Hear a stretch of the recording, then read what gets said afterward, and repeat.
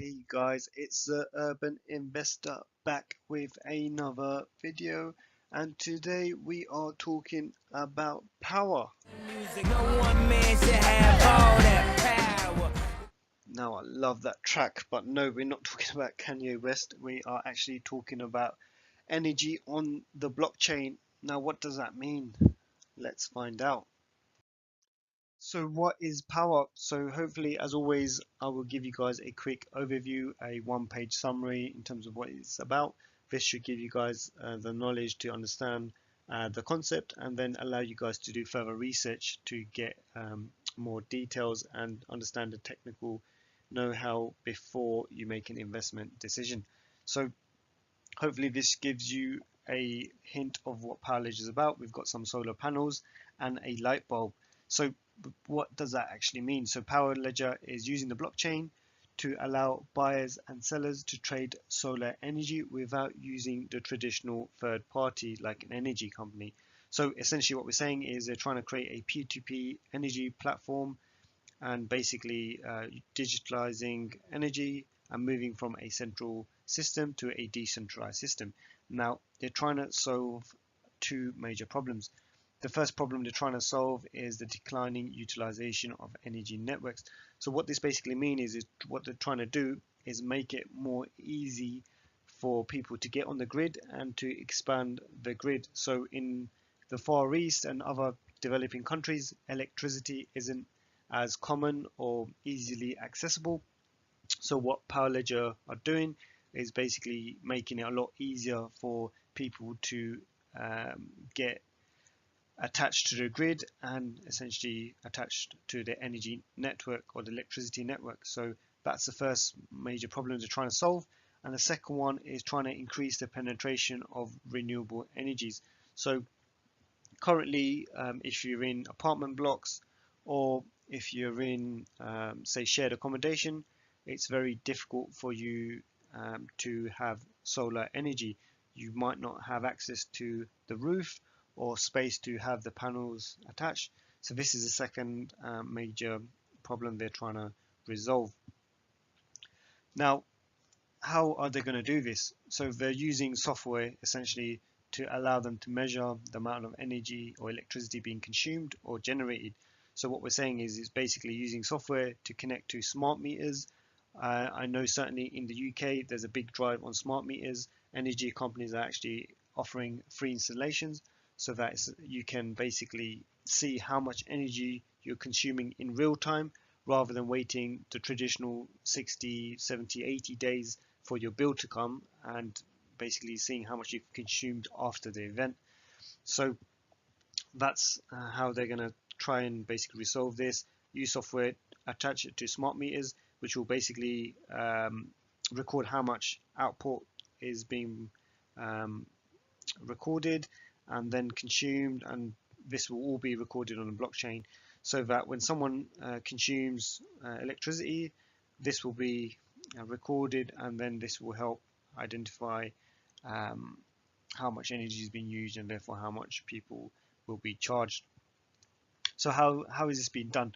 So Power Ledger have tokens called Sparks, which basically is digitizing energy on the blockchain. So they've got two tokens. You've got the Power token, which gives you access to the system or the platform, and then once you have access, you can exchange these tokens for Sparks, and this is the digital currency essentially of electricity or energy. So this will basically be pegged to the local currency. At the moment, it's just Australian dollars, and that's where the majority of adoption is.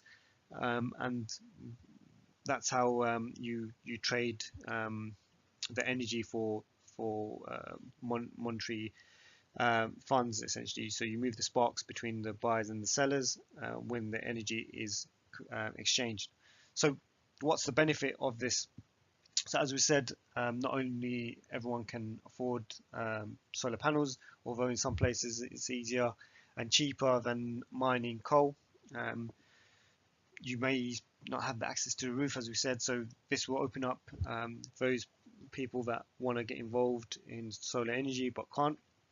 Also, as we know, it's good in terms of it's being a lot more green. You're reducing your carbon footprint, reducing the reliance of fossil fuels, which are diminishing. So there's loads of benefits there in terms of sustainability. Also, it gives landlords an incentive to invest in renewable energy. So currently, what happens is landlords quite rightly won't invest in solar panels because there's no need. What you do is you have your own energy supply as a tenant, so you don't need solar energy from your landlord.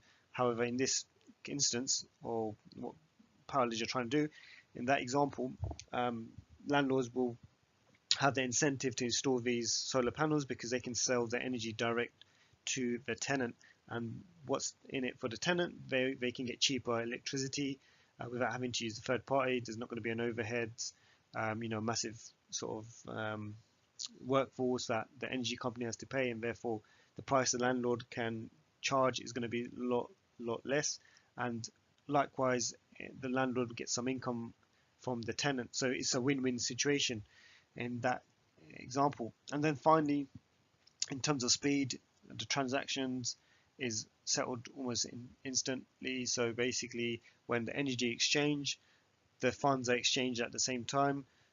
Currently, as I said, it could take 60, 70, 80 days for the bill to come in, and that's after the event. Whereas here in real time, the sparks are exchanged when the energy is consumed. So we've got the green side of it, the sustainability, the cheapness of this process, cutting the middleman out, and also time in terms of settling of transactions. So some really, really good benefits as we can see. So now looking at the roadmap, we can see PowerLedger have been around for a long time, pretty much since 2016 to date. So they've been around for a couple of years and not just a ICO that have popped up from nowhere. There's some substance behind the project, so that's a good start. Also, in terms of if you want a more depth look ahead in terms of 2018, have a look at their website. There's more detail, there's more milestones beyond Q1. However, for my purpose, I just wanted to give you guys some context in terms of what's been achieved to date. So let's jump straight into it. We can see the concepts being rolled out into real pilot projects. So first of all, they had a 15-home trial in Western Australia in 2016. And then later in the same year, they had their first international deployment, which was a 500-site project in New Zealand. So that's a good sign in terms of having some real adoption and trials happening, which is good to see the concept come to life. Also, later this year, more recently, we've seen PowerLedger strike a technology integration agreement with Indra Australia. So that's massive. And also further, they're looking at extending to electric vehicle charging in Western Australia with another energy provider called Synergy. So I think this is great. It shows some real adoption. It means they've already got a couple of commercial deals in place. So I think for me, this is a great sign. So as always, let's move on to the team. So looking at the team, we can see there's 13 members currently on the website. There's more details if you want to go through each and every one of them with their LinkedIn links. So please do have a look at the website if you want to look in depth. For now, I am just going to focus on a few of the key members. So first and foremost, we have Bill Tay, who is a board member. Now, Bill is a VC, founding chairman and CEO of iAsia Works, and a board member of Bitfury. Now, Bill is based in Silicon Valley. He's a very, very high-profile investor, known in the blockchain space, co-creator of Blockchain Summit, which was recently held at the end of July on Richard Branson's Necker Island. So I think this is a guy with vast experience in this space, a well-known character, and also a clear sign of PowerLedger's the project and showing his endorsement of it. So I think that's a major coup in terms of having someone of his caliber on board. Secondly, we've got David Martin, who's a co-founder. He's got 20 years experience in the electricity industry, as well as a ton of experience in renewable energy. And then you've got Dr. Gemma Green, the co-founder, and also someone with 15 years experience in finance and risk and various investment bank. So I think that's again a good experience and skill set to have. Not only that, Gemma is the mayor of Perth more recently, which is another major plus point. We can see she's got a very broad background, and I think having that sort of role, she can really, market or pitch the idea of decentralizing energy without having, regulatory issues or even some other political issues that might prevent certain projects picking up. So I think that's a major plus point there. And then finally, we've seen Blockchain Capital, which is a major VC focused in the blockchain space since as early as 2013. These guys are based out of San Francisco, and they've worked on some number of high-profile projects and startups. Just to name a couple, you've got Bitfury, Civic, Coinbase, Ripple.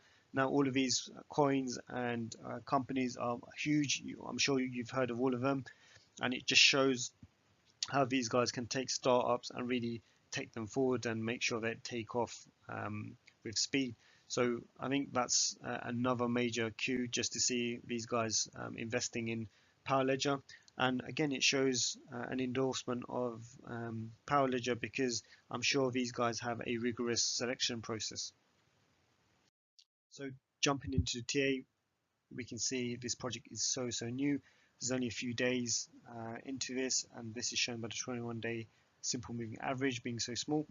And I think it's very early on, so any point at the 5k 4k mark should be a good entry point. There's a lot of scope for growth. It's far too early to say how big this project can go, and likewise I think if you guys want to wait and see a bit more longer for it to settle to understand what the fair value is, either way I think either sort of option is understandable. So yeah, so there's not much TA we could really do. So I'll now wrap up with a summary. So we've seen a bit about the project, the concept, the roadmap, the team, as well as some brief TA because the project is fairly new in terms of since it's ICO'd. So the key question is, should you guys invest? As always, this is just my opinion, not financial advice, but let's just recap and see what the project is on balance. So first and foremost, is there a real world case? And the answer is yes. We've seen they're looking at pushing renewable energy, trying to make it more available in places where it's not currently available because of certain restrictions, as we've seen with apartment blocks, as well as trying to make electricity more accessible to people that are more remote. Secondly, is there adoption? Again, yes, we've seen Indra Australia, sign an agreement with them. They've had pilot schemes. They're working in New Zealand. I think that's a great sign to show that they've done their homework before they've even ICO'd, and they've got a couple of leads already. And then is the team experience. Again, another green tick. We've seen Gemma's the mayor of Perth. She's got a massive background in finance. Davey's got 20 years in electricity. They've got some major players like Bill and Blockchain Capital backing these guys. So again, this is a massive endorsement on the company. And then finally, is there scope for gains? Yes, there is. This project's only been listed for a couple of weeks. It's in its infancy. There's plenty of scope for price action. So I think again, this is a major plus point. So I'm going to end it there because I can see this video is getting rather lengthy. Please let me know what you guys think on the comment section. As always, please like and subscribe, and I'll catch you in the next video.